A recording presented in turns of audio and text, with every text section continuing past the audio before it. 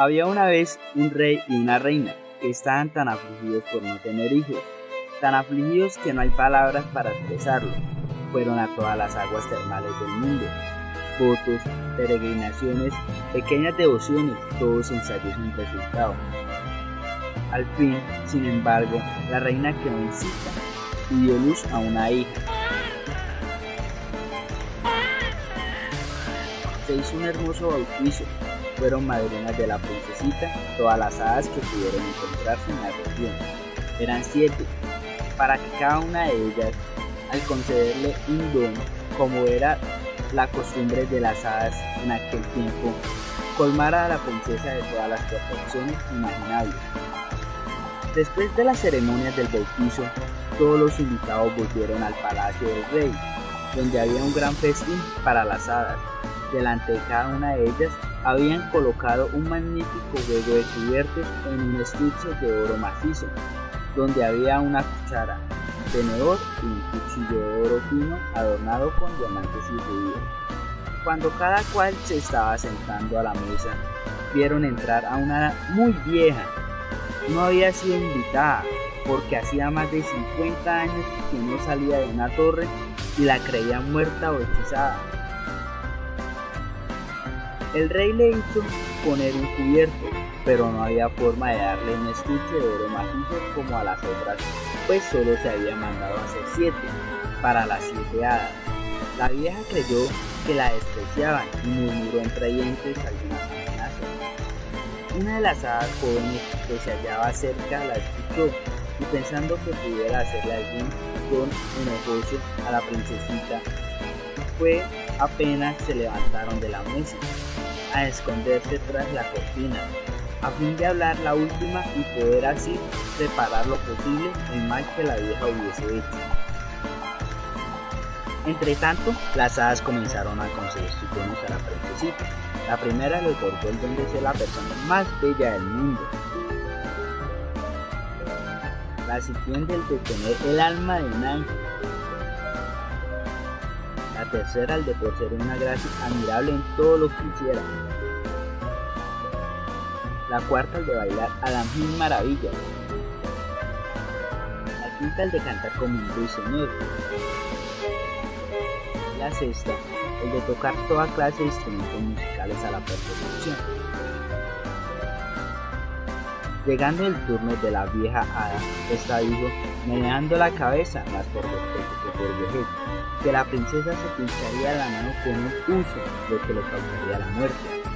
Tranquilos, rey y reina, la hija de ustedes no morirá. Es verdad que no tengo poder suficiente para deshacer por completo lo que mi antecesora ha hecho.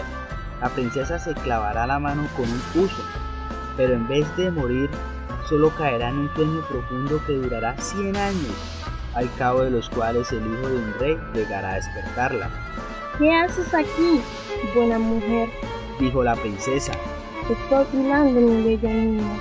Le respondió la anciana, que no la conocía. ¡Ah, qué lindo es! ¿Cómo lo haces? No hizo más que coger el uso, y siendo muy viva y un poco atolondrada, aparte de que la decisión de las hadas así lo habían dispuesto, cuando se clavó la mano con el callo desmayada. La buena anciana, muy confundida, llama socorro, llegan de todos los lados, echan agua al rostro de la princesa, la desabrochan, le golpean las manos, le brotan las sienes con agua de la reina de Hungría, pero nada la reanima.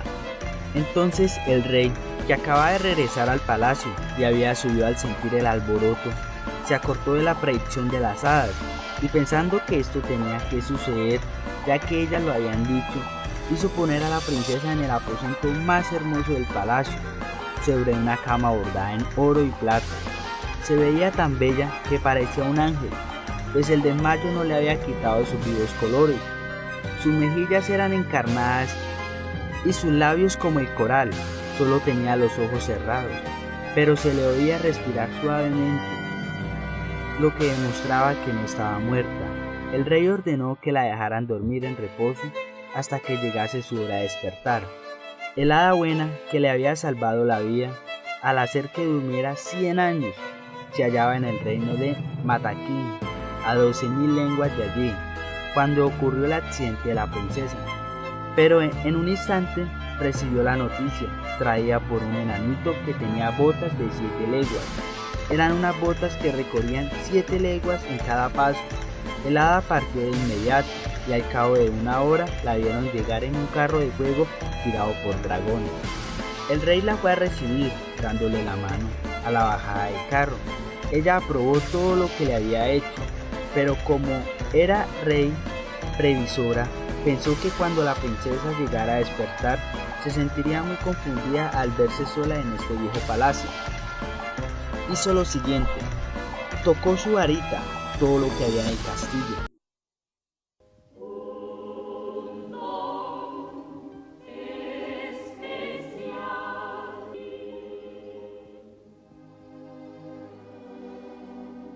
Salvo al rey y la reina, ayas, damas de honor, sirvientas, gentilhombres, oficiales, mayordomos, cocineros.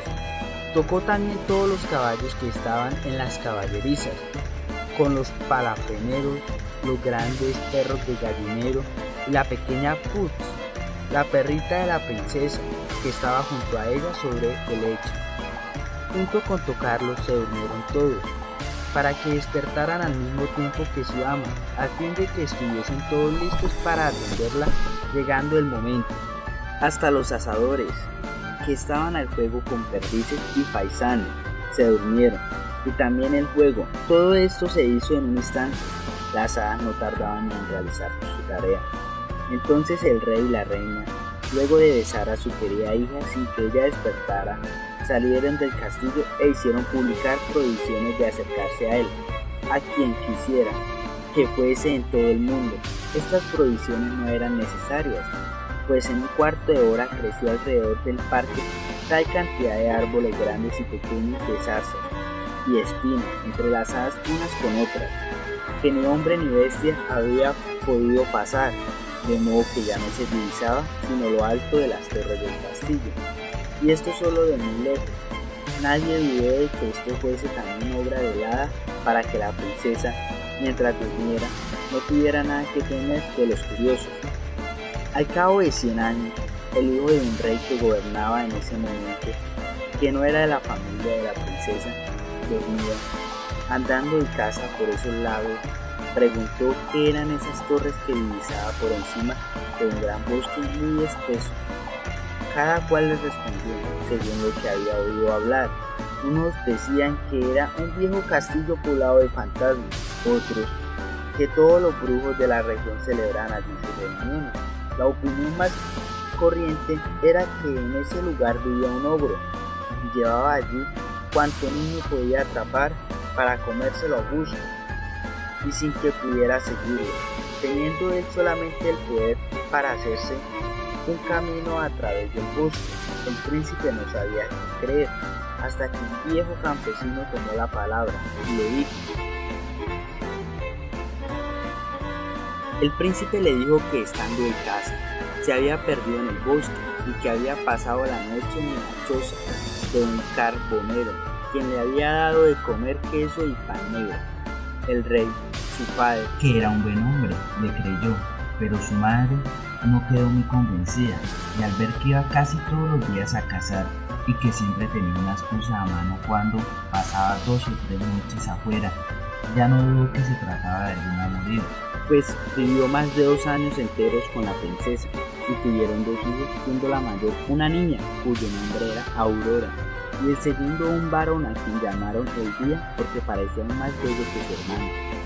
La reina le dio una y otra vez a su hijo para hacerlo confesar que había que darse gusto en la vida, pero no se atrevió nunca a confesarle su secreto, aunque la quería, le temía, pues era de la raza de los ogros, y el rey se había casado con ella por su riqueza.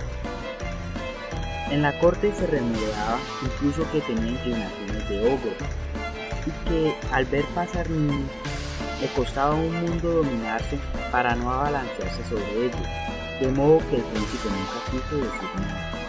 Mas cuando murió el rey, y al cabo de 2 años, y él se sintió el amo, declaró públicamente su matrimonio, y con gran ceremonia fue a buscar a su mujer al castillo.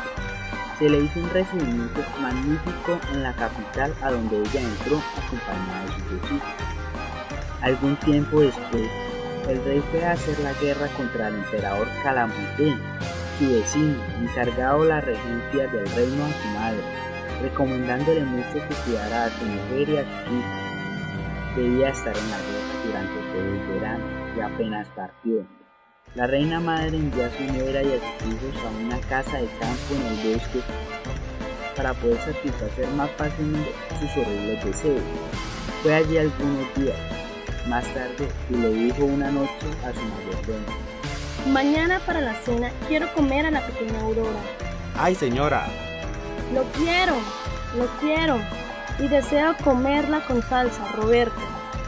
El pobre hombre, sabiendo que no podía burlarse de una ogresa, tomó su enorme cuchillo y subió al cuarto de la pequeña Aurora. Ella tenía entonces 4 años y saltando y corriendo se echó a su cuello pidiéndole caramelos. Él se puso a llorar, el cuchillo se le cayó de las manos y se fue al corral a degollar un corderito, cocinándolo con una salsa tan buena que su ama le aseguró que nunca había comido algo tan sabroso. Al mismo tiempo, llevó a la pequeña Aurora donde su mujer para que la escondiera en una pieza que ella tenía al fondo del corral. 8 días después, la malvada reina le dijo a su mayordomo: Para cenar quiero al pequeño Día. Él no contestó, haciendo resuelto engañarla como la primera vez. Fue a buscar al niño y lo encontró, florete en la mano, practicando esgrima con un mono muy grande. Aunque solo tenía 3 años, lo llevó donde su mujer, quien lo escondió junto con Aurora, y en vez del pequeño Día, sirvió un cabrito muy tierno que la ogresa encontró delicioso. Hasta aquí las cosas habían marchado bien, pero una tarde, esta reina perversa le dijo al mayordomo: Lo quiero, y deseo comerla con salsa. Esta vez el pobre mayordomo perdió la esperanza de poder engañarla nuevamente. La joven reina tenía más de 20 años, sin contar los 100 que había dormido. Aunque hermosa y blanca su piel, era algo dura. ¿Y cómo encontrar en el corral un animal tan duro? Decidió entonces, para salvar su vida, degollar a la reina, y subió a sus aposentos con la intención de terminar de una vez. Tratando de sentir furor y con el puñal en la mano, encontró en la habitación de la reina. Sin embargo, no quiso sorprenderla y en forma respetuosa le comunicó la orden que había recibido de la reina madre. Cumple con tu deber, ejecuta la orden que te han dado. Iré a una reunión con mis hijos, mis pobres hijos tan queridos. No, señora, no morirás y tampoco dejarás de reunirte con tus queridos hijos, pero será en mi casa donde los tengo escondidos, y otra vez engañaré a la reina haciéndola comer una sierva en lugar tuyo. La llevó enseguida al cuarto de su mujer, y dejando que la reina abrazara a sus hijos y llorara con ellos, fue a preparar una sierva que la reina comía para la cena, con el mismo apetito que si hubiera sido la joven reina. Se sentía muy satisfecha con su crueldad, preparándose para contarle al rey a su regreso que los lobos rabiosos se habían comido a la reina, su mujer y a sus 2 hijos.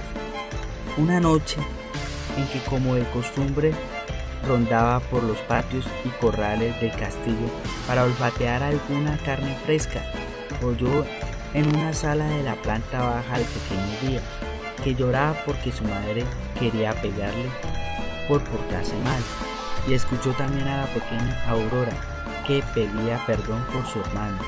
La ogresa reconoció la voz de la reina y de sus hijos, y furiosa por haber sido engañada, a primera hora de la mañana siguiente ordenó con voz espantosa que hacía temblar todo el mundo que pusieran al medio del patio una gran cuba, haciéndola llenar con sapos, víboras, culebras y serpientes, para echar en ella a la reina y sus niños, al mayordomo, su mujer y su criado. Había dado la orden de traerlos con las manos atadas a la espalda. Ahí estaban, y los verdugos se preparaban para echarlos a la cuba, cuando el rey, a quien no esperaban tan pronto, entró a caballo en el patio. Había viajado por la posta y preguntó, atónito, qué significaba ese horrible espectáculo. Nadie se atrevía a decírselo, cuando de pronto la ogresa, enfurecida al mirar lo que veía, se tiró de cabeza dentro de la cuba y en un instante fue devorada por las viles bestias que ella había mandado a poner. El rey no dejó de afligirse, era su madre, pero se consoló muy pronto con su bella esposa y sus dos queridos hijos. Fin.